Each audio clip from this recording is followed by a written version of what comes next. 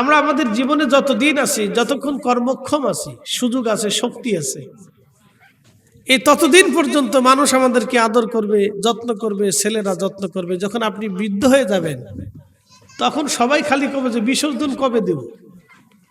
কথা বুঝেন না? এই বৃদ্ধকালে সবাই খালি কবরে পাঠানোর চিন্তা করে যে মরে না কে, মরে গেলি শেষ। এ জঞ্জাল দুনিয়াতে আছে, জঞ্জাল তত তাড়াতাড়ি সম্ভব এটি বিদায় করে দাও। তখন বৃদ্ধকালে আপনি হয়ে যাবেন বুঝা। আর আল্লাহ না করুক যদি একবার অসুস্থ হয়ে পড়েন, প্যারালাইসিস হইলো, ব্রেন স্ট্রোক হলো, হার্ট স্ট্রোক হলো, ঘরে পড়ে থাকেন, ঘরে বাথরুম পেশাব ঘরেই সারেন, তাহলে তো আর দুর্ভোগের কোনো শেষ নেই।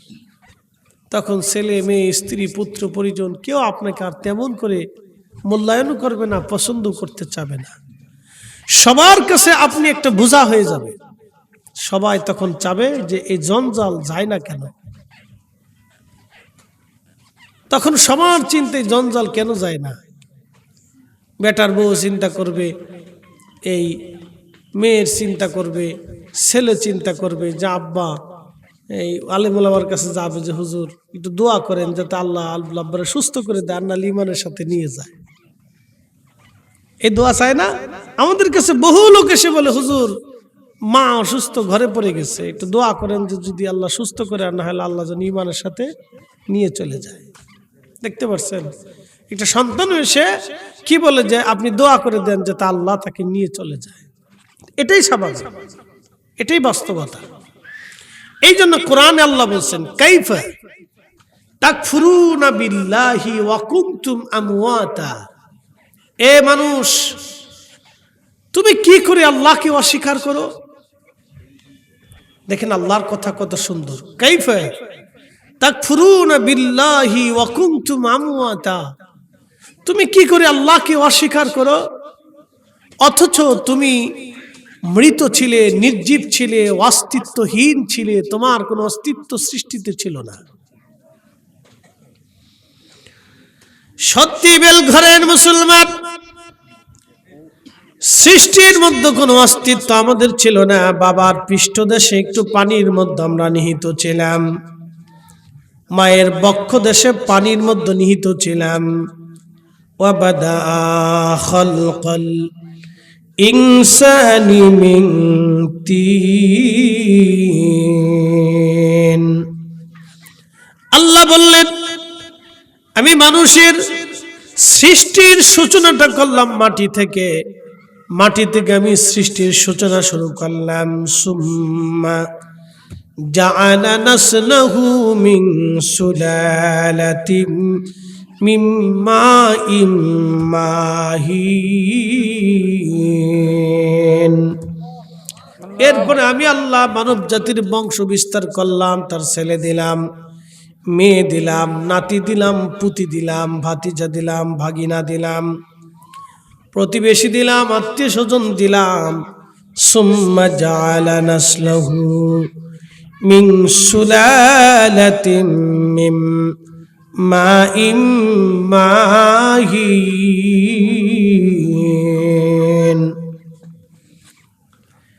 আমি তার বংশ বিস্তার করলাম ধাবমান পানি থেকে। নিষ্ক্রিয় পানি যেটা মানব শরীরের ভিতরে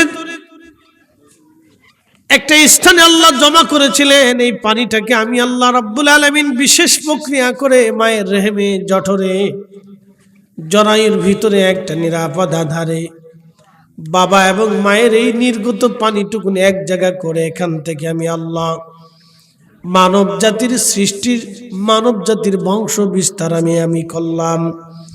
ছেলে দিলাম, মেয়ে দিলাম, নাতি দিলাম, পুতি দিলাম, আত্মীয় দিলাম, স্বজন দিলাম। আমি বংশ বিস্তার করলাম। এক আদম এবং হাওয়া থেকে আমি আল্লাহ কোটি কোটি কোটি কোটি মানব জাতি আমি আল্লাহ বানাইলাম। এ মানুষ, তুমি কি করে আল্লাহকে অস্বীকার করো অথচ তুমি নির্জীব ছিলে, তুমি নিষ্প্রাণ ছিলে, তুমি মৃত ছিলে, তুমি অস্তিত্বহীন ছিলে, তুমি শক্তিহীন ছিলে, তুমি কিচ্ছু ছিলে না। আল্লাহর কথা কত চমৎকার দেখেন। 1450 বছর আগে মানব কিভাবে সৃষ্টি হলো আল্লাহ তার কোরআনে আমাদেরকে শিখিয়ে দিচ্ছেন। কোরআন কত বিজ্ঞানময়, কোরআন কত আধুনিক, কোরআনের বাক্যগুলি, আল্লাহর কালামগুলি কত সুন্দর। ফাআহইয়াকুম, তোমাদেরকে জীবন দিলাম, জিন্দেগি দিলাম। সুম্মা ইউমীতুকুম, আবার তোমাদেরকে মৃত্যু দেব। একসাথে বলা যাবে না আল্লাহু আকবার? দেখেন তো কোরআনের কথার ভিতর কোনো ঝুট আছে? আল্লাহর কথার ভিতর কোনো ঝুট আছে? আল্লাহর কালামের মধ্যে কোনো ঝুট নেই,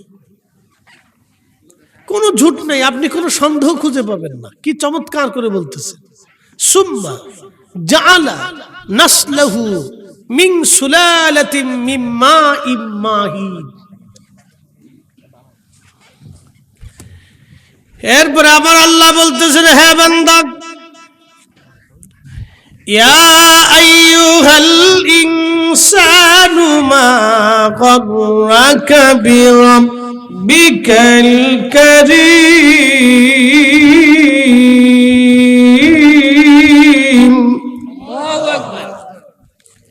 হে মানুষ, হে মানব জাতি, কিসে তোমাকে আমি আল্লাহ থেকে জুদা করে দিল? বলো, কে তোমাকে আল্লাহ থেকে জুদা করলো?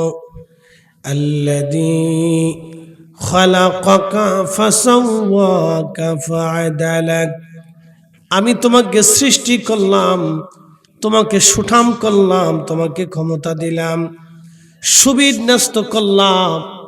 যেখানে আঙ্গুল দেওয়ার দরকার সেখানে আঙ্গুল দিলাম, যেখানে নখ দেওয়ার দরকার নখ দিলাম, চোখ দেওয়ার দরকার চোখ দিলাম, যেখানে কানের প্রয়োজন কান দিলাম, কানের সাথে ব্রেন, ব্রেন সাথে মাথা, মাথা দিয়ে একবারে তোমার শরীরের সাথে অ্যাডজাস্ট করে দিলাম।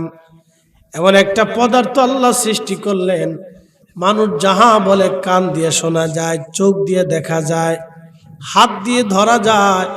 ধরার জন্য একটা অদৃশ্য শক্তি কাজ করে, শক্তি। এই যে একটা শক্তি, আপনার হাত নড়তেছে, আঙ্গুল নড়তেছে, চোখ নড়তেছে, দেহ নড়তেছে, প্রতিনিয়ত আপনি খাবার খাচ্ছেন, সেটা হজম হচ্ছে, আপনার লজ্জত লাগতেছে, স্বাদ লাগতেছে। একটা জিহ্বা দিয়ে আল্লাহ কত কোয়ালিটির খাবার আপনাকে খাওয়াইছে।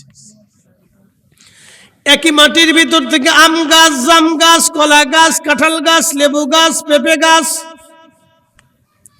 পেয়ারা গাছ, আপেল গাছ, খেজুর গাছ, মালটা গাছ, কত কোয়ালিটির ফল আল্লাহ একই মাটির ভিতর থেকে দিলেন। একটা মিষ্টি, একটা তেতো, একটা তেঁতুল, আর একটা কি বলে টক। এইভাবে আল্লাহ রাব্বুল আলামিন একই মাটির ভিতর থেকে কত কোয়ালিটির ফল আল্লাহ দিলেন। একটা জিহ্বা দিয়ে আল্লাহ শত শত কোয়ালিটির খাবার আল্লাহ আস্বাদন করাইলেন।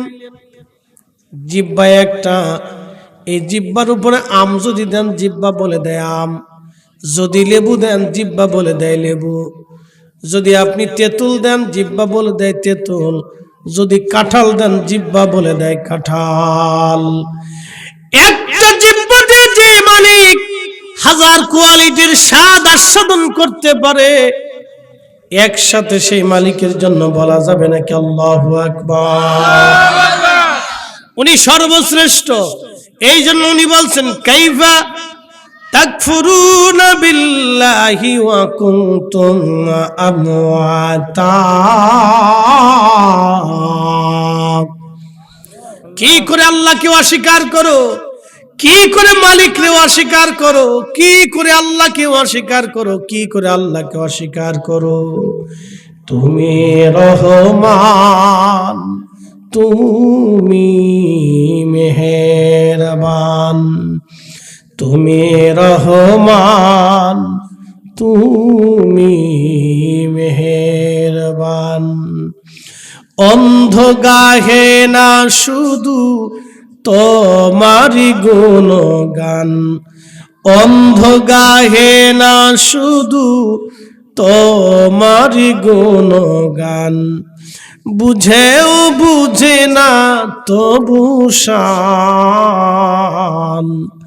তুমি রহমান, তুমি মেহেরবান। কখনো তোমাকে যদি ভুলি, হেদায়েতের আলো জেলে নিয় কাছে তুলি, ঠাই দিও প্রিয়তম, ঠাই দিও প্রিয়তম ওগো মহিয়ান। তুমি রহমান, তুমি মেহেরবান, তুমি রহমান, তুমি মেহেরবান। অন্ধ গাহে না শুধু তোমার গুণগান, অন্ধ গাহে না শুধু তোমার গুণগান, বুঝেও বুঝে না তবু শান। তুমি রহমান, তুমি মেহের।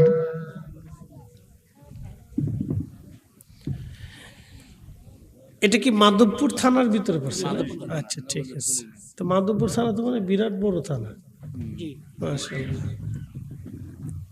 তাহলে বেলঘরটা হচ্ছে মাধবপুরের ভিতরে, ঠিক আছে। তো খুব মনোযোগ দিয়ে আমি যে কথাগুলি বলছিলাম একটু হিসাব কষেন। আপনার জীবন থেকে, জিন্দিগি থেকে আল্লাহকে চিনতে হবে। এই জন্য রব আমাদেরকে বলছে কি করে তোমরা আল্লাহকে অস্বীকার করো। আর আয়াতে আল্লাহ ওয়াজ করছে, فبأي آلاء ربكما تكذبان।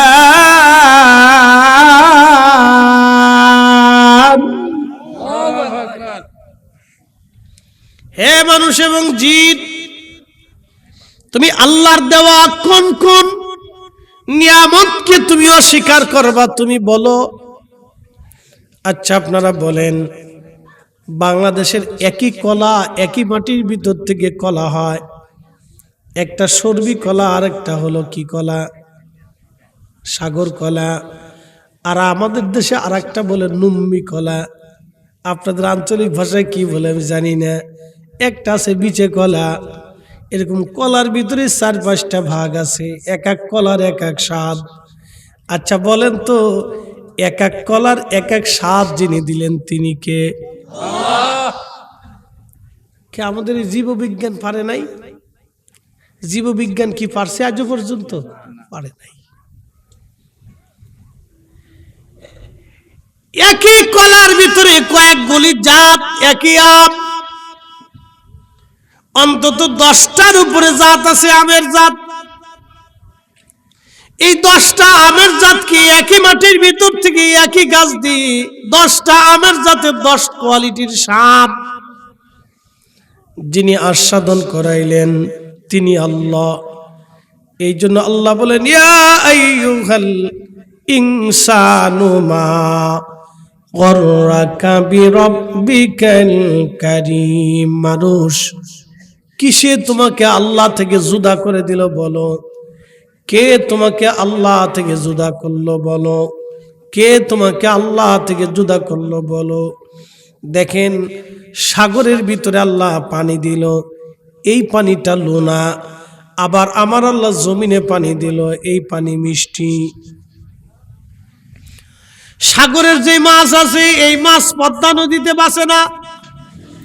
পদ্মা নদীর মাছ এবং হাওরের মাছগুলি সাগরে বাঁচে না, কারণ এরা মিষ্টি পানিতে থাকে, এরা মিঠা পানিতে থাকে, আর ওরা লোনা পানিতে থাকে। একই মাছ, আল্লাহু আকবার, না একসাথে বলেন আল্লাহু আকবার। একই মাছ মিষ্টি পানিতে, এই মাছ সাগরে গেলে বাঁচে না। সাগরের মাছগুলি মিষ্টি পানিতে আসলে বাঁচে না। সাগরের মাছের এক স্বাদ, মিষ্টি পানির মাছের আর এক স্বাদ। সাগরে দেখবেন কোটি কোটি মন মাছ আল্লাহ দিলেন, হাজার হাজার হাজার হাজার ট্রিলিয়ন বিলিয়ন কোটি কোটি মাছ আল্লাহ দিলেন। দেখেন পৃথিবীতে 800 কোটি মানুষের খাবারের, এই মাছের মাধ্যমে আল্লাহ খাবারের ফয়সালা করে দেন। পৃথিবীতে হাজার হাজার শত শত কোটি কোটি মন মাছ প্রত্যেক দিন বিক্রি হয়, মানুষেরা খায়। এই সাগর যদি না দিতেন, সাগরে মাছ যদি না দিতেন, তাহলে খাদ্য সংকট পৃথিবীতে লেগে যাইত। ঠিক কিনা? তাহলে বলেন, এই সাগর যিনি বানাইলেন তিনি কে? সাগরে মাছ যিনি সৃষ্টি করলেন তিনি কে? অথচ পৃথিবীতে 800 কোটি মানুষ, কোন মানুষের সাগরে মাছের জন্য খাবার দিয়ে আসে না। এই সাগরে মাছের যিনি খাবার দেন তিনি কে? এই জন্য আল্লাহ বললেন, মারাজাল বাহরাইনি ইয়ালতাকিয়ানি বাইনাহুমা বারজাখুল লা ইয়াবগিয়ান। দুইটা সাগর আমি দিয়েছি, এক সাগরের পানি ঘোলা আর এক সাগরের পানি পরিষ্কার নীল। নীল পানি ঘোলা পানির মধ্যে যায় না, ঘোলা পানি নীল পানির মধ্যে আসে না। সাগর পর্যন্ত আল্লাহর আইন মেনে চলে। মারাজাল বাহরাইনি ইয়ালতাকিয়ানি বাইনাহুমা বারজাখুল লা ইয়াবগিয়ান। সাগর পর্যন্ত আল্লাহর আইন মেনে চলে। ঘোলা পানি নীল পানিতে আসে না, নীল পানি ঘোলা পানিতে যায় না। এই জন্য আল্লাহ বললেন, ও বান্দা, তুমি আমি আল্লাহর নিদর্শন দেখো। দুইটা সাগরকে আমি আল্লাহ নিয়ন্ত্রণ করি। এই সাগর আমি আল্লাহর হুকুম মোতাবেক চলাচল করে, আমি আল্লাহর বিধান মোতাবেক সাগরে জোয়ার আসে। আপনি যদি দেখেন সাগরে জোয়ার আসে, আল্লাহু আকবার, জোয়ার আসার পরে 2, 4, 5 হাত পানি বেড়ে যায়। 5 হাত পানি বেড়ে গেল। এত পানি কোথার থেকে আসলো? সারা সাগরের 5 হাত পানি বেড়ে গেল। আবার পানি চলে যায়। কোথায় পানি চলে গেল? কোথার থেকে পানি আসলো? এত বড় শক্তির মালিক কে? যিনি সাগরের হাজার হাজার crore crore ton billion trillion পানিকে আল্লাহ একসাথে জোয়ার উঠাইয়া আল্লাহ 4-5 হাত উঁচু করে দিলেন। আবার ওই পানিটাকে আমার আল্লাহ নিয়ে গেলেন। তিনি একমাত্র শক্তির অধিকারী আল্লাহ। এই জন্য আমরা ইবাদত হবে আল্লাহর, জিকির হবে আল্লাহর, আইন মানবো আল্লাহর। সাগর আল্লাহর আইন মেনে চলে, সূর্যটা আল্লাহর আইন মেনে চলে, এই জমিন আল্লাহর আইন মেনে চলে, এ বাতাস আল্লাহর আইন মেনে চলে, এ আবহাওয়াটাও আল্লাহর আইন মানে। কয়দিন আগে প্রচন্ড গরম, বৃষ্টি, এখন গরম কমতেছে কমতেছে কমতেছে, ধীরে ধীরে ধীরে ধীরে শীত আসবে। আপনি একটু যদি চিন্তা করেন, হঠাৎ করে আজকে রাত্রে যদি আল্লাহ শীত দিয়ে দেয়, মাঘ মাসে যেরকম শীত, জানুয়ারির 10 তারিখ 1 থেকে 10 তারিখ পর্যন্ত শীতের প্রকোপ বেশি থাকে, ডিসেম্বরের 15 থেকে জানুয়ারির 15 পর্যন্ত শীতের প্রকোপটা বেশি থাকে। এই শীতটা যদি এখনই আজকে রাত্রিবেলা আপনি ঘুমাইলেন, হঠাৎ করে এই ঠান্ডা যদি আল্লাহ ফেলে দেয়, তাহলে বাংলাদেশের অধিক মানুষ অসুস্থ হয়ে পড়বে, অনেক মানুষ মারাও যেতে পারে। ঠিক কিনা? কিন্তু আল্লাহ শীত ধীরে ধীরে ধীরে ধীরে দেন। আস্তে আস্তে শীত সয়ে সয়ে আসতেছে। হঠাৎ করে দেন নাই, ধীরে ধীরে শীত আল্লাহ দিলেন। ধীরে ধীরে বাড়বে, ধীরে ধীরে বাড়বে, আবার ধীরে ধীরে ধীরে ধীরে ধীরে ধীরে কমবে। হঠাৎ কমে যাবে না, ধীরে ধীরে শীত কমবে। আচ্ছা বলেন, আবহাওয়া কি আমাদের হুকুমে চলে? আবহাওয়া দপ্তরের নিয়ম অনুযায়ী চলে? তাহলে কার? আল্লাহর।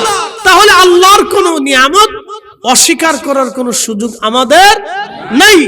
এই জন্য আল্লাহ বললেন, ফাযকুরুনি আযকুরুকুম ওয়াশকুরুলি ওয়ালা তাকফুরুন।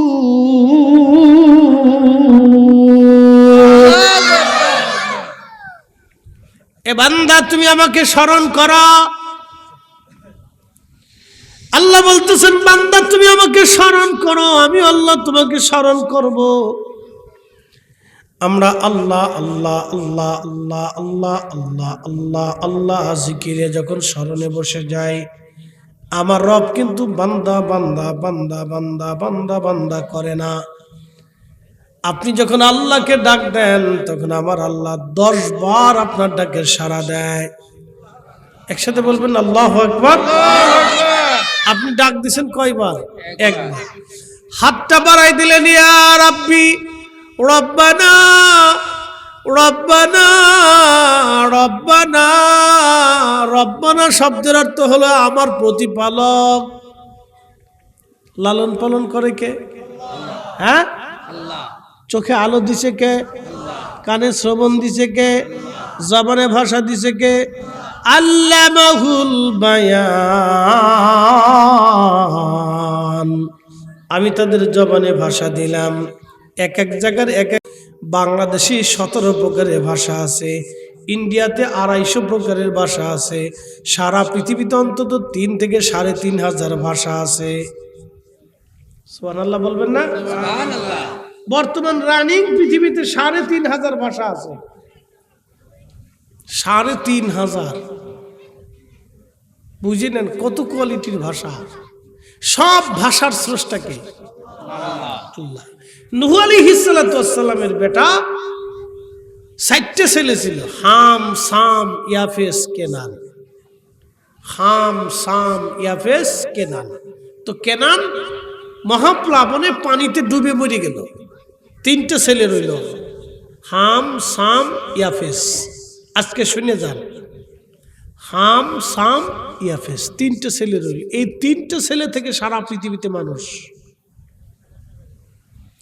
হাম আরবে, সাম ইউরোপে, ইয়াফেস আফ্রিকাতে। বুঝে যান, হাম আরবে, সাম ইউরোপ, তুরস্ক থেকে শুরু করে এই অঞ্চল, আমাদের এই বেল্ট থেকে শুরু করে সারা অঞ্চল। আর ইয়াফেসের বংশধর হলো আফ্রিকাতে। ইয়াফেসের বংশধর কালো হইছে, তার শুক্রাণু আল্লাহ নবী নূহ নবী অভিশাপ করেছিলেন।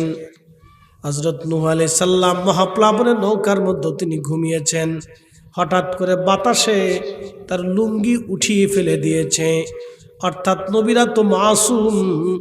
এই যে আপনাদের যে গিরা আছে, গিরার উপরে কাপড় উঠলে ফরজ তরক হয়ে যাবে।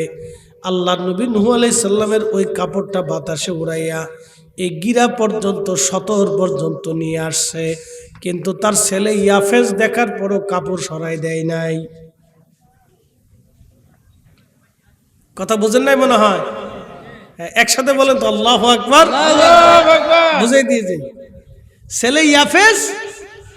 নূহ আলাইহিস সালাম নৌকার ভিতরে যে বিশ্রাম, ঘুমিয়ে পড়ছে, তো বাতাস না, তো বাতাসে কাপড় উঠিয়ে গিরা পর্যন্ত নিয়ে আসছে, সতর পর্যন্ত নিয়ে আসছে।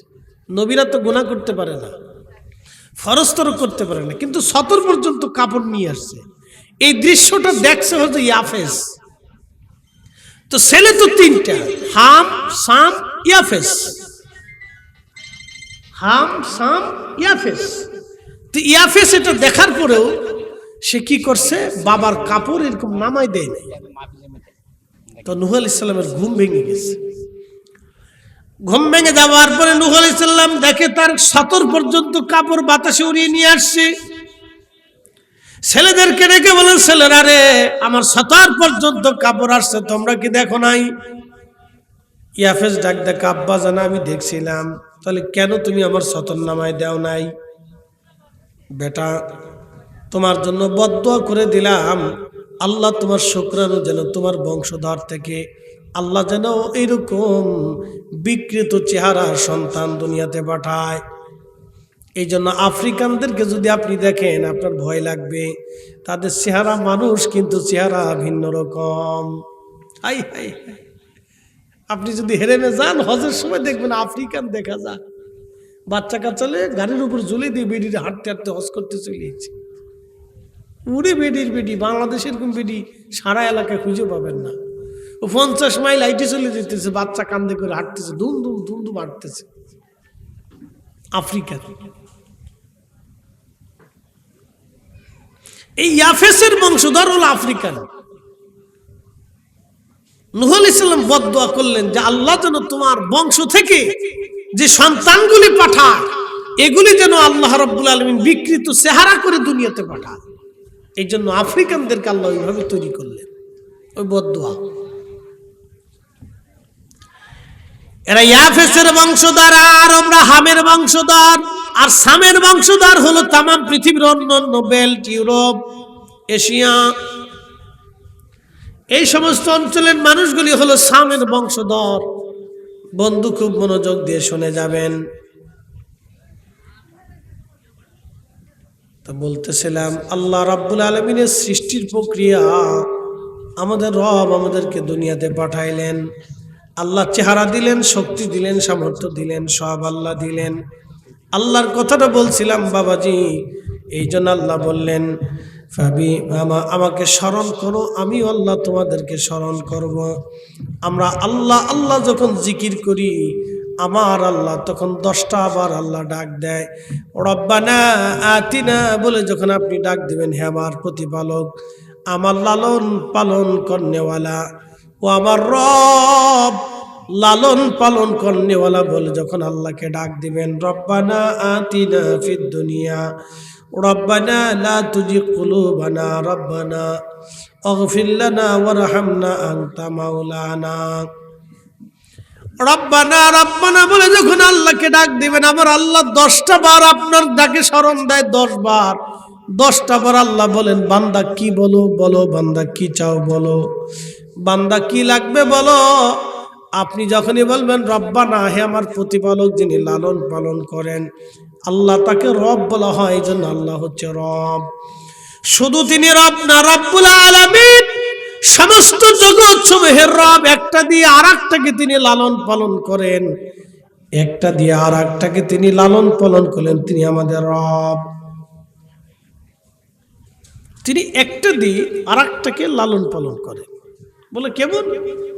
বলতেছি, বলেন তো আমাদের নিরাপত্তার ব্যবস্থা কার হাতে? আল্লাহর হাতে।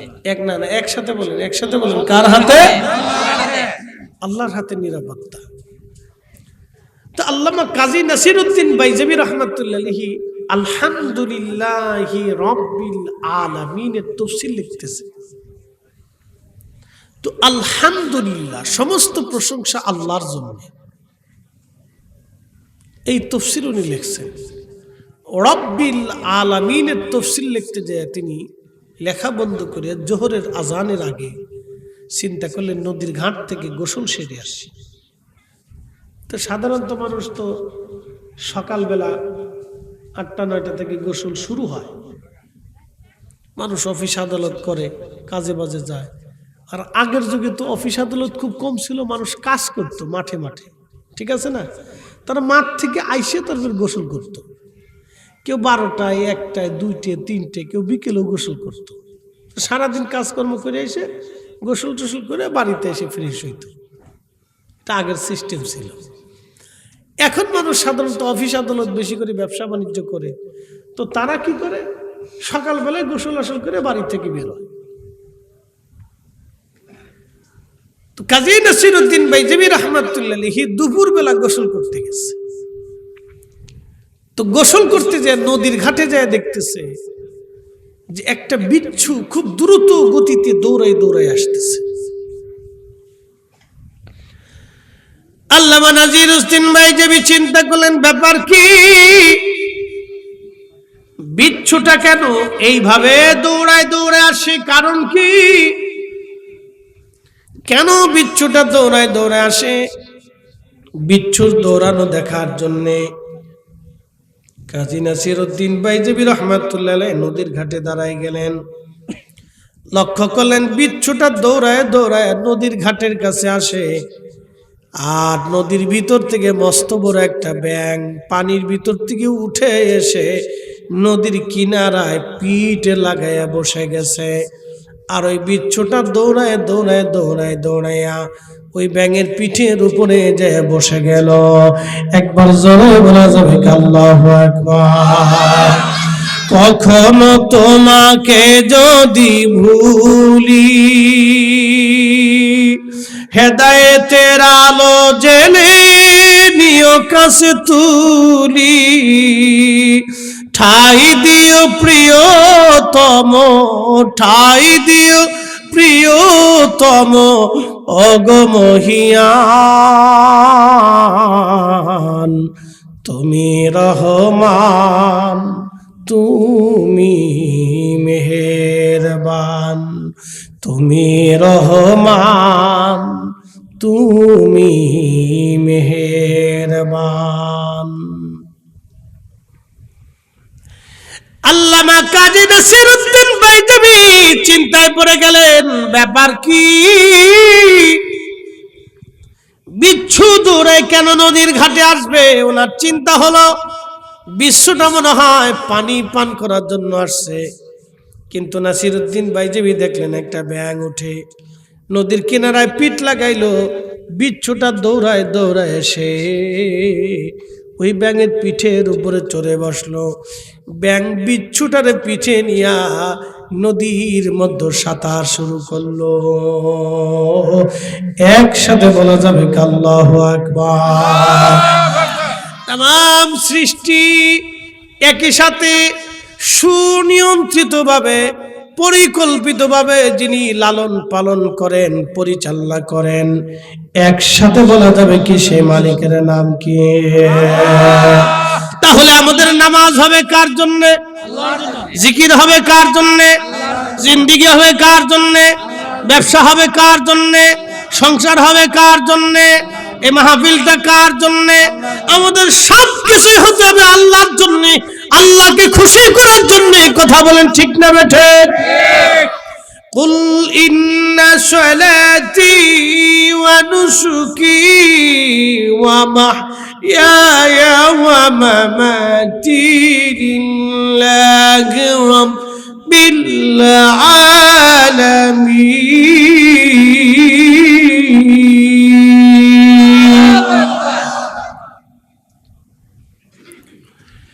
মাধবপুরবাসী, বেলকুরের মুসলমান সব হবে আল্লাহর জন্য।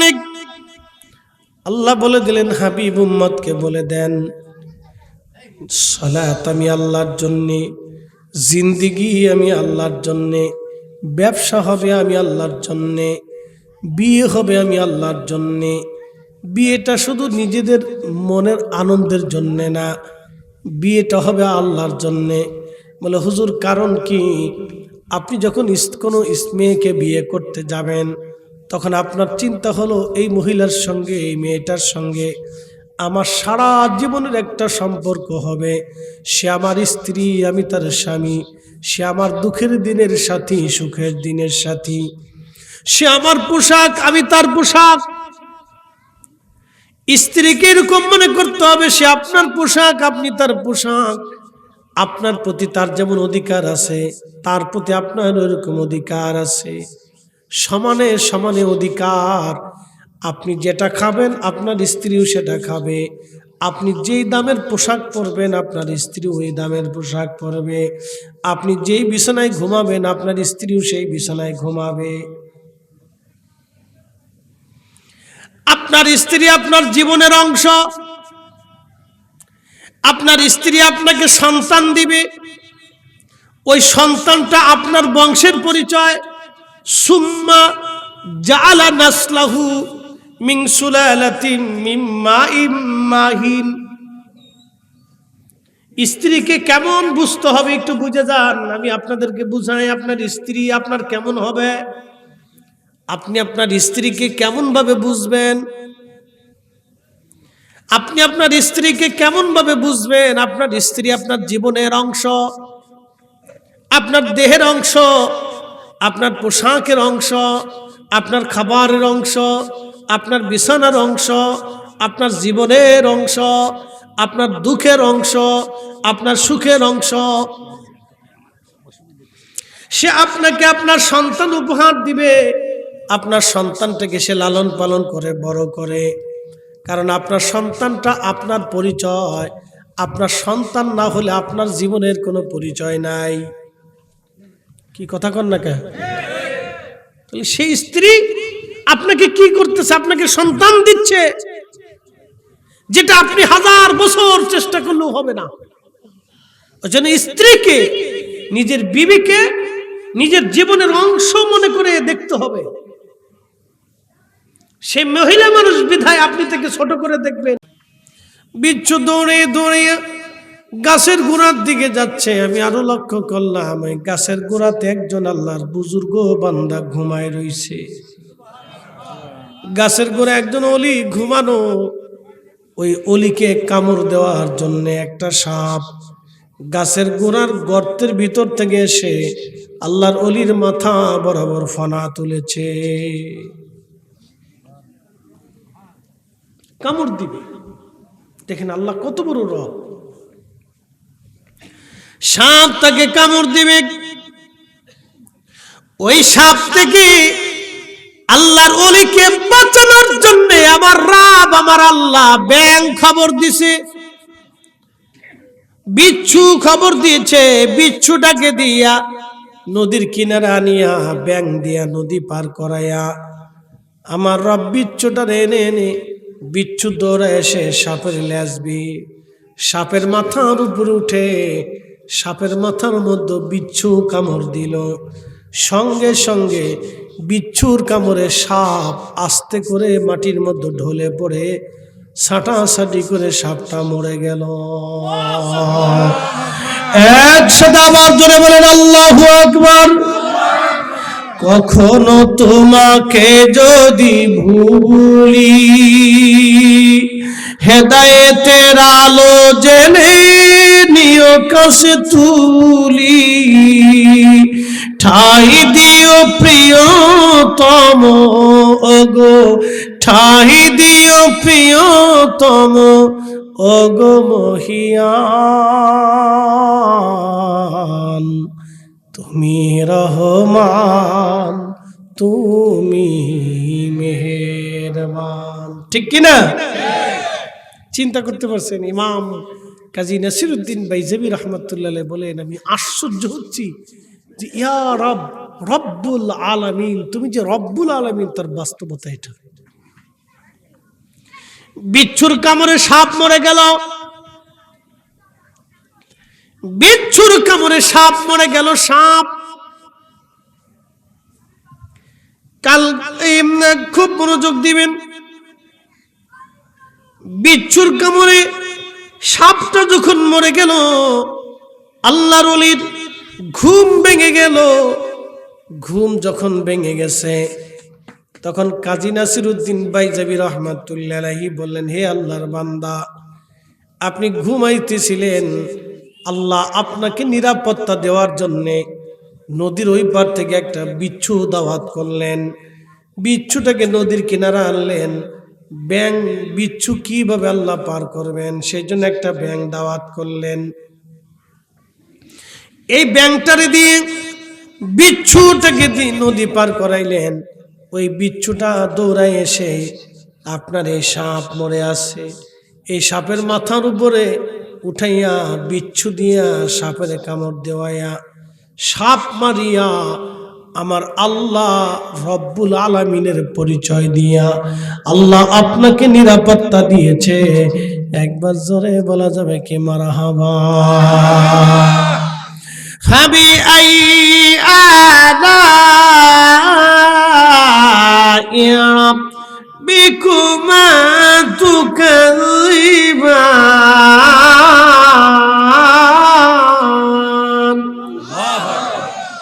আল্লাহ ডাক দিলেন, হে মানুষ এবং জিন, বলো বলো তোমরা আল্লাহর কোন কোন নিয়ামতকে অস্বীকার করবা, আল্লাহর কোন কোন নিয়ামত অস্বীকার করবা, তোমরা বলো বলো বলো।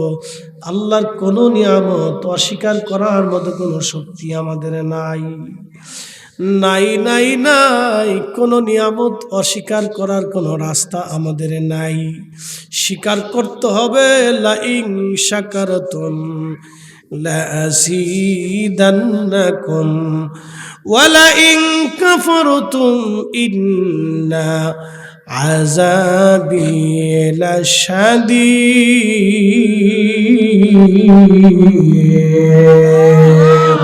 লা ইলাহা ইল্লাল্লাহ, জোরে লা ইলাহা ইল্লাল্লাহ, লা ইলাহা ইল্লাল্লাহ লা ইলাহা লা ইলাহা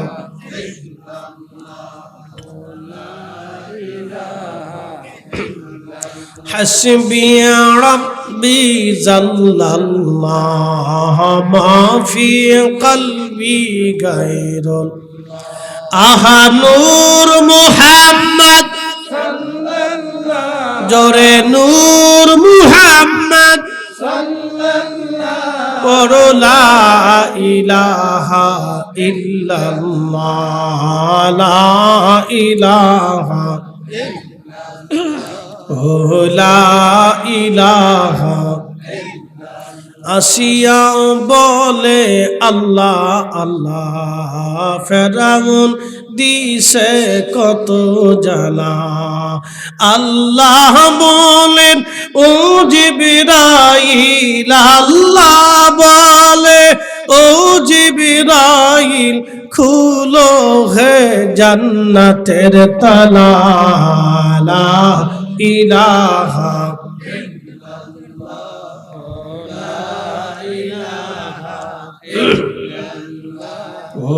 লা ইলাহা হক লা ইলাহা